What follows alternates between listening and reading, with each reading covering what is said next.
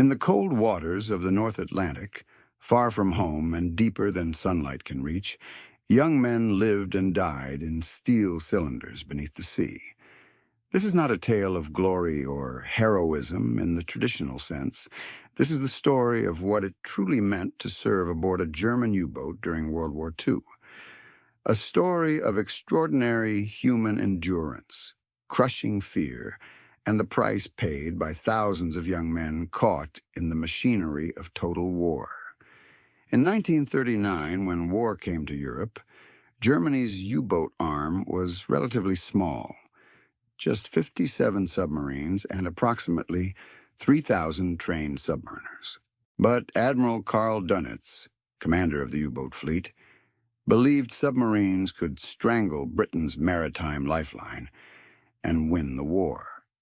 He would need tens of thousands of men willing to descend into the depths. They came forward in remarkable numbers. Young men, most between 18 and 25 years old, volunteered for submarine duty despite knowing it was dangerous. Why did they volunteer? For some, it was patriotism or a sense of duty. For others, the U-boat service offered better food rations than surface ships, slightly higher pay, and a certain elite status. The submarine service was considered a technical branch requiring intelligence and skill. There was pride in being selected. Herbert Werner, who served as a U-boat commander and survived the war, later wrote that most volunteers were young, idealistic, and had no real conception of what awaited them. They imagined adventure and camaraderie. The reality would be far different. Training was rigorous and took approximately 6 months. Men learned their specialized trades: torpedo mechanics, diesel engineers, electricians, radio operators, navigators. They practiced emergency procedures until they could execute them in pitch darkness. They learned to function as a single organism because aboard a submarine, individual survival depended entirely on collective competence. By 1943, as losses mounted and the need for crews intensified, training periods were shortened. Men were sent to sea with less preparation, which contributed to the rising casualty rates. The U-boat service was consuming its own future. To understand life aboard a U-boat, you must first understand the machine itself. The Type VII, which comprised nearly 70% of Germany's submarine fleet, was 220 feet long and 20 feet wide at its broadest point. Within this space, 44 to 52 men would live for 2 to 3 months at a time. The boat was divided into several compartments. Forward was the torpedo room, where torpedoes were stored and fired, and where many crew members slept on bunks installed between the weapons. Midships contained the control room, the nerve center where depth, course, and diving operations were managed, along with the radio room, sound detection equipment, and the commander's tiny cabin, the only private space aboard. Further aft were the officers' quarters, little more than a curtained alcove with narrow bunks, followed by the diesel engine room where massive engines thundered when running on the surface, and finally the electric motor room used for underwater propulsion. Throughout the boat ran a bewildering maze of pipes, valves, gauges, wheels, and electrical panels. Every square inch served a purpose. There was no wasted space, which meant there was no space for the men themselves beyond the minimum required to perform their duties. The official maximum diving depth for a Type VII was approximately 750 feet, though desperate commanders under depth charge attack sometimes took their boats below 850 feet, listening to the hull groan and pop under pressure that exceeded design specifications, knowing each additional foot downward might be the one that caused catastrophic hull failure. When a U-boat departed on patrol, the scene was carefully orchestrated for propaganda purposes. A military band would play martial music on the dock. Young women from the Naval Auxiliary would present flowers to the crew. Officers would salute smartly. The men, wearing their cleanest uniforms, would wave confidently as the boat slipped away from the dock. But within hours of leaving port, the carefully maintained facade would begin to crumble. The boat would be loaded far beyond its design capacity, every available space crammed with provisions for the long patrol ahead. Fresh bread was stacked in nets hanging from pipes. Hams and sausages dangled in the torpedo rooms. Potatoes were stuffed into every corner. Cases of canned goods were piled in passageways, and the crew had to climb over them to move through the boat. One U-boat veteran, Wolfgang Hirschfeld, who served as a radio operator and kept a secret diary throughout the war, described the first days of a patrol as organized chaos. Everything was in the wrong place because supplies were stored wherever they would fit. The boat reeked of diesel fuel, fresh paint, and food.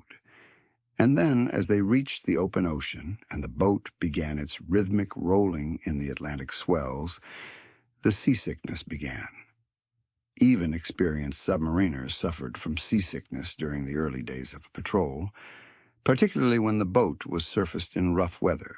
Men would vomit into buckets, unable to keep food down, weakened and miserable. There was no relief except to wait for one's body to adapt. And when the order came to dive, the boat would level out, and the seasickness would gradually subside, replaced by the peculiar stuffiness of the submerged atmosphere. Life aboard a U-boat settled into patterns dictated by operational necessity. The crew was divided into 3 watches, each serving 4 hours on duty, followed by 8 hours off. But off-duty was a relative term. Those 8 hours included time for eating, personal maintenance, studying technical manuals, and attempting to sleep in conditions that made rest difficult. Only the commander and perhaps the chief engineer had bunks permanently assigned to them. The rest of the crew practiced hot bunking, a system where 3 men shared 2 bunks, rotating according to their watch schedules. When your watch ended, you would climb into a bunk still warm and damp from the previous occupant's body heat. Many men chose instead to sleep wherever they could find space, wedged between torpedoes, curled up near machinery, or simply on the deck plates. Privacy was an alien concept. Men urinated, defecated, ate, slept, and changed clothes in full view of their comrades. Modesty was a luxury that couldn't be afforded. The psychological adjustment to this total lack of personal space was one of the first challenges every crew member had to overcome. Commander Herbert Werner recalled that within 2 weeks of any patrol, crew members would become so accustomed to each other's presence that they functioned almost telepathically, anticipating each other's movements and needs without speaking. This intimacy was necessary for survival, but it also meant there was no escape from personality conflicts or the accumulated tensions of living in close quarters. Close your eyes and imagine for a moment what your senses would experience aboard a U-boat. The most overwhelming sensation was the smell, a nauseating amalgamation of diesel oil, unwashed human bodies, mildew, rotting food, and the acrid chemical odor from the toilets. The smell permeated everything. It saturated clothing, infiltrated food, and clung to skin. U-boat veterans reported that even decades after the war, certain smells could transport them instantly, back to that iron tube beneath the sea. The air itself became increasingly foul during submerged operations. Carbon dioxide built up, making breathing labored and causing headaches and nausea. The humidity was near 100%. Condensation formed on every metal surface, dripping constantly. Nothing ever dried. Bedding remained perpetually damp. Leather boots and belts sprouted mold. Books and papers curled and rotted. The temperature fluctuated wildly. In the engine room, when the diesels were running, temperatures could exceed 100 degrees Fahrenheit. Men would work stripped to the waist, their bodies streaming with sweat. But in the forward torpedo room, particularly in the North Atlantic, temperatures could drop near freezing. There was no way to regulate this. You simply endured whatever temperature existed in your particular section of the boat. Sound was another constant presence. The diesel engines produced a deafening roar when running on the surface. Even experienced crew members suffered hearing damage. When submerged, the electric motors produced a quieter hum, but the boat was never truly silent. Water gurgled through pipes, machinery hummed, and the hull itself creaked and groaned under pressure. And always in the back of every man's mind was the fear of hearing that particular sound that meant death, the splash of depth charges hitting the water above them. The German Navy understood that food was crucial for maintaining morale under such difficult conditions, and U-boats were provisioned relatively well by wartime standards. For the first 2 weeks of a patrol, meals were surprisingly good. Fresh bread was baked daily by the boat's cook, working in a galley no larger than a household bathroom. There was real butter, fresh meat, vegetables, eggs, and even luxuries like chocolate and real coffee. But storage conditions ensured that this bounty was temporary. The humidity caused bread to mold within days, despite the cook's best efforts. Fresh vegetables rotted in their nets. The meat had to be consumed quickly before spoiling. Within 3 weeks, the crew's diet shifted dramatically to canned foods, canned meat, canned vegetables, canned fish, and hardtack biscuits that were nearly indestructible, but also nearly inedible. Water was even more precious than food. Fresh water was needed for the batteries and for drinking, leaving virtually none for washing. Men went weeks without bathing. They couldn't shave regularly because there was no water to spare. Their clothes became stiff with accumulated salt, sweat, and diesel fuel. The crew developed distinctive beards and a particular odor that marked them as submariners. When U-boats returned to port, crews were often required to air out their clothing for days before it could be cleaned. The lack of fresh fruits and vegetables meant that vitamin deficiencies developed. Skin conditions were common, boils, rashes, and infections that wouldn't heal in the damp environment. Some men developed scurvy despite vitamin supplements. Constipation was epidemic due to the poor diet and lack of exercise. Dental problems had no solution except pain medication. There was no dentist aboard. The toilet situation aboard a U-boat deserves special attention because it perfectly encapsulates the degrading conditions these men endured. A Type VII U-boat was equipped with 2 toilets for over 50 men. However, one toilet was frequently designated as additional storage space for food, leaving only a single functioning toilet for the entire crew. This wasn't a simple flush toilet. Because the boat operated under pressure when submerged, the waste system required a complex sequence of valve operations to expel sewage against external water pressure. The procedure involved multiple steps that had to be executed in precise order. A mistake could result in the system catastrophically backfiring, spraying sewage throughout the compartment under high pressure. This actually happened on U-1206 in April 1945. The commander, attempting to use the toilet incorrectly, caused a sewage explosion that contaminated the boat and damaged the electrical systems below the toilet, creating chlorine gas from the battery compartment.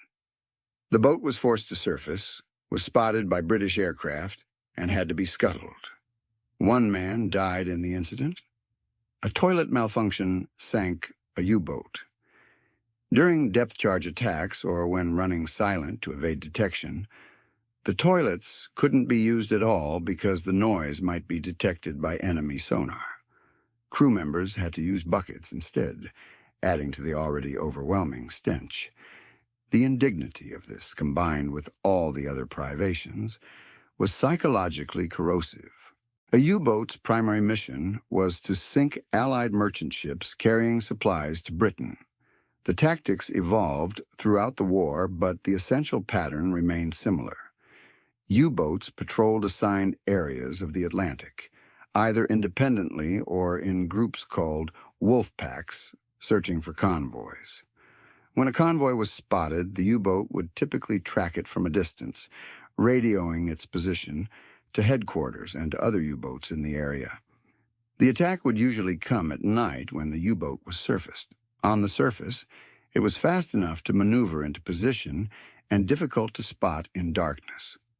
The commander would peer through the periscope or, when surfaced, stand on the bridge in the wind and spray, calculating the geometry of the attack. Range, speed, angle, all had to be computed rapidly, often under fire from escort ships. Then came the order. Loss! Fire! Compressed air would blast a torpedo from its tube with a distinct hiss. The torpedo would leave a phosphorescent wake as it ran toward the target at about 30 knots. The crew would wait in tense silence. Sometimes torpedoes malfunction, running too deep, veering off course, or failing to explode on impact. German torpedoes were notoriously unreliable in the early war years, and many perfect shots resulted in dud hits or complete misses due to technical failures. When a torpedo did strike home, the crew would hear the explosion transmitted through the water, a deep, resonant boom. Cheers would erupt throughout the boat. The commander would raise the periscope to observe the results, hopefully a ship sinking or burning. Each success was recorded in the boat's log and would later be calculated toward the crew's collective tonnage total, which brought recognition and decorations. But success was immediately followed by danger. Escort ships would converge on the U-boat's position, and the hunter would become the hunted. If you speak to U-boat survivors, and fewer remain with each passing year, and ask them what they remember most vividly, most will describe depth charge attacks. This was the ultimate test of nerve, the experience that separated those who could endure submarine warfare from those who could not. When enemy destroyers or corvettes detected a U-boat, either by sonar or by spotting its periscope, they would move into position above the submerged submarine and begin dropping depth charges, barrel-shaped explosives set to detonate at specific depths. A U-boat under attack would dive as deep as it dared, often exceeding its rated maximum depth, and shut down all non-essential systems to run silent. The commander would order absolute quiet. Men would freeze at their stations or in their bunks, barely breathing. Speaking was forbidden. Even the most necessary movements were done with exaggerated care to avoid creating noise. Some commanders ordered crew members to remove their boots so their footsteps wouldn't be detected. Then the waiting would begin. Through the hull, transmitted by the water, would come the sound of the enemy ship's propellers, a rhythmic churning that grew louder as the destroyer passed overhead. The hydrophone operator would track the ship's movements, listening to the sonar ping, searching for them. Ping, ping, ping. Then came the splashes as depth charges hit the water above them, followed by an agonizing wait as the charges sank toward their preset detonation depth. The first explosion would hit like a sledgehammer blow. The entire boat would shudder and ring like a bell. Light bulbs would shatter, plunging sections into darkness. Cork insulation would rain down from the overhead. Gauges would crack. If the explosion was close, the boat would be physically lifted and slammed sideways by the shockwave. Wolfgang Luth, one of Germany's most decorated U-boat commanders, later described depth charge attacks as organized terror. He said, "You cannot imagine what it means to be unable to defend yourself while death hunts for you in the darkness. You can only sit and wait and hope the hull holds." Leaks would spring. jets of icy seawater spraying from pipe joints and valves under tremendous pressure. The crew would work frantically to stop the leaks with rags, wooden plugs, anything available. All the while, more depth charges would detonate, sometimes dozens in succession, sometimes hundreds over the course of several hours. Men would look at each other with wide, terrified eyes. Some would pray silently. Others would grip their stations with white knuckles. A few would crack under the strain, weeping, screaming, or becoming catatonic. There was nowhere to go, nothing to do but endure and hope that the next explosion wouldn't be the one that crushed the pressure hull and sent hundreds of tons of seawater flooding in to crush and drown them all. If the boat survived and the attackers finally departed, either believing they'd sunk the U-boat or running out of depth charges, the crew would slowly begin assessing damage and making repairs. Often the boat was so damaged it had to return immediately to port, its patrol cut short. Some boats were damaged so severely they barely made it home, held together by emergency repairs and the skill of their crew. By 1943, the mathematics of U-boat warfare had become grimly unfavorable for Germany. The Allies had developed centimetric radar that could detect surfaced U-boats at night. Long-range aircraft now covered the entire Atlantic, closing the air gap where U-boats had previously been safe from aerial attack. Code breaking allowed the Allies to route convoys away from U-boat patrol lines. More escort ships, better depth charges, and improved tactics made convoy attacks increasingly suicidal. The numbers tell the story starkly. In 1940 and 1941, Germany's happy time, U-boats sank hundreds of merchant ships while losing relatively few boats. But by late 1943, the equation had reversed. U-boats were being sunk faster than they could be built, and crews were dying faster than they could be trained. Admiral Donitz knew the statistics, but continued sending boats to sea. His logic was coldly pragmatic. As long as U-boats tied down Allied resources and sank some ships, even at terrible cost, they served a strategic purpose. But for the crews, this meant being sent on missions that were increasingly likely to be fatal. Out of approximately 40,000 men who served in U-boats during the war, about 28,000 died, a 70% casualty rate. This was the highest loss rate of any military service in World War II on any side, including Soviet penal battalions and Japanese kamikaze pilots. If you served on a U-boat after 1943, your odds of surviving the war were roughly 1 in 4. The crews knew these statistics. They weren't stupid. They could count the boats that left port and never returned. They knew friends who simply disappeared beneath the waves, yet they continued going to sea, patrol after patrol, because orders were orders, because their comrades depended on them, and because for young men in wartime, the alternative to going seemed somehow worse than the danger itself. The psychological strain of submarine warfare was immense and cumulative. Unlike soldiers who might experience combat intermittently, U-boat crews lived with constant stress for months at a time. Every moment submerged carried the risk of depth charge attack. Every time they surfaced, they risked aircraft attack.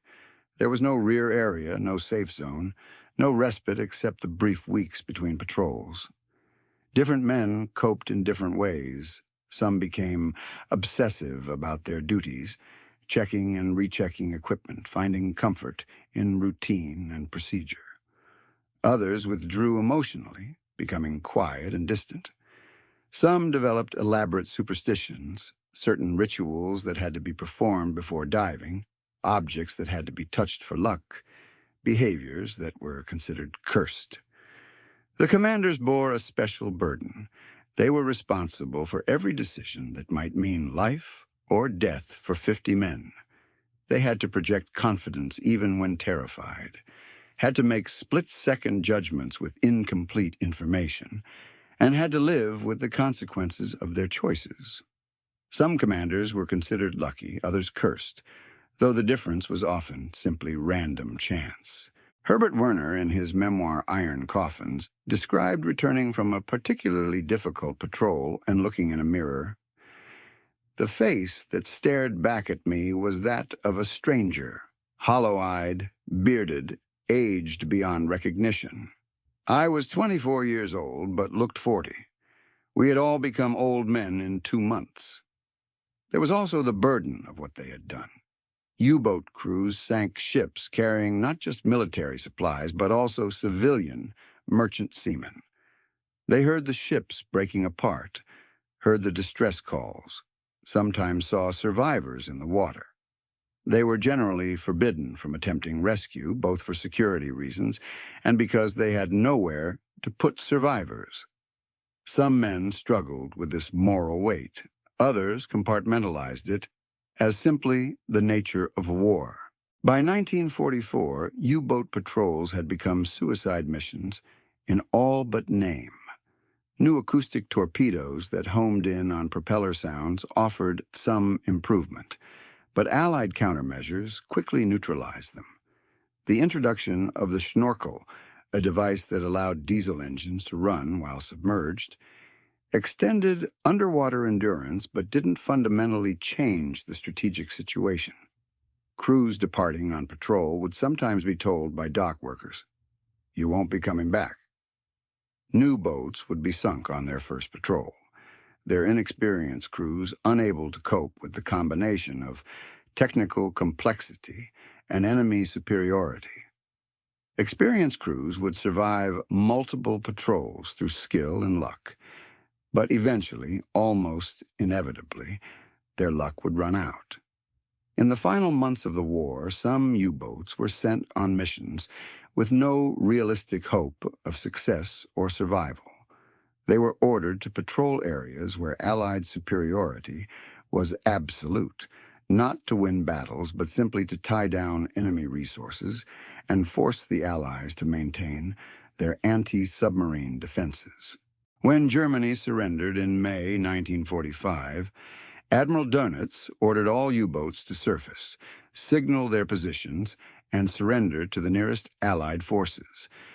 Some commanders, unable to face surrender, scuttled their boats. Others refused to believe the war was over and continued operating for several days until they could confirm the orders. A few boats never received the surrender order and arrived at Allied ports weeks later, their crews stunned to discover the war had ended. When the final accounting was made, the numbers were staggering. Germany had built 1,162 U-boats during the war. Of these, 785 were lost to enemy action, accidents, or scuttling, a 67% loss rate.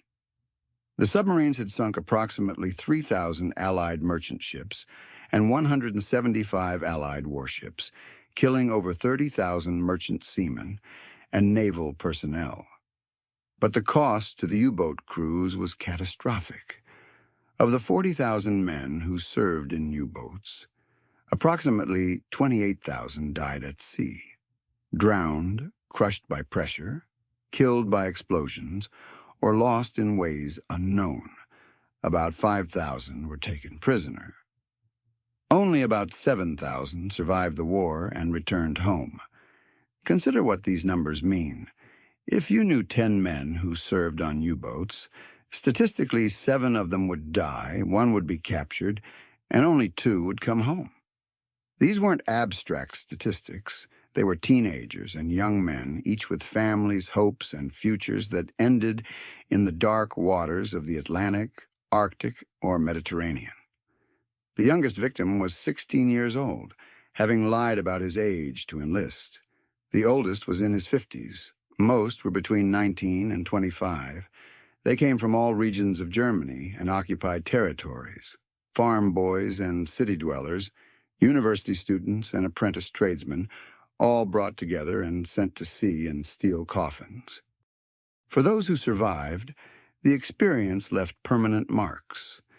Many suffered from what we would now recognize as post-traumatic stress disorder, nightmares about depth charge attacks, claustrophobia, panic reactions to loud noises.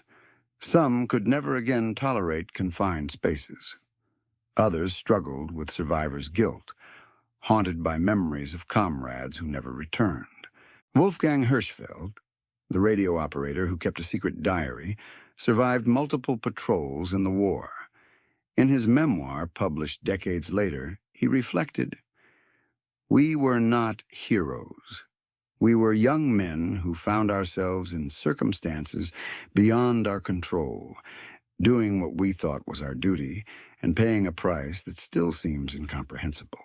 Herbert Werner, who survived as one of the few commanders to complete the entire war in U-boats, wrote candidly about the psychological cost.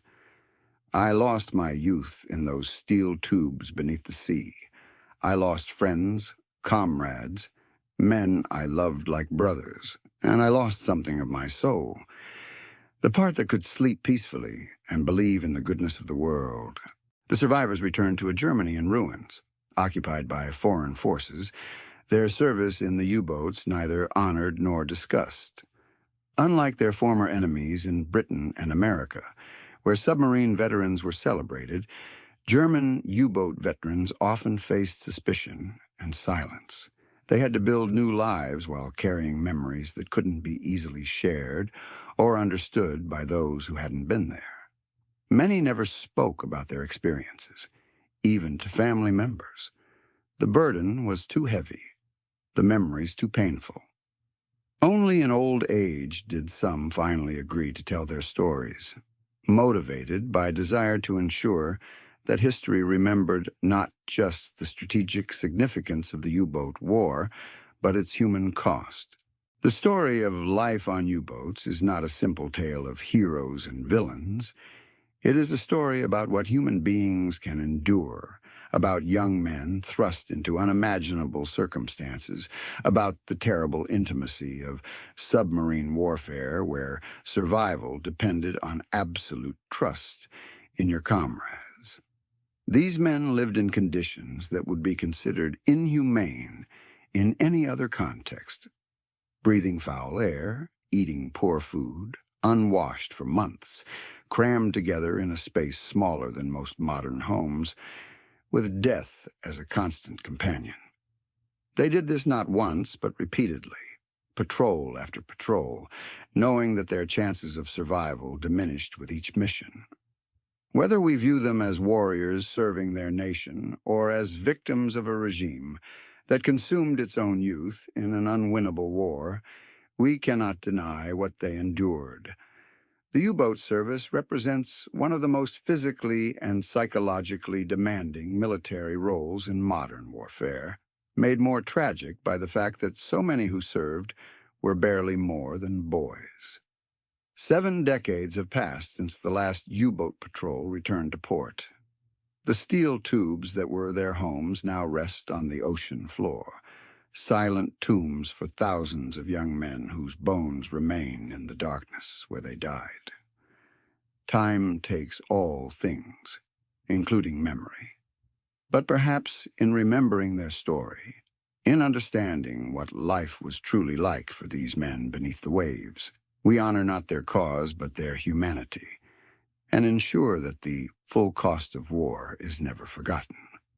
If this documentary has given you a deeper understanding of what life on U-boats was truly like, the extraordinary hardships, the constant danger, the remarkable endurance of these young men, and the terrible price they paid, please take a moment to let us know in the comments. Simply write yes or worth to watch to show that this kind of detailed, historically accurate content about World War II matters to you. Your feedback guides us in bringing more untold stories from this period of history to light. Thank you for watching and for remembering these stories that deserve to be told.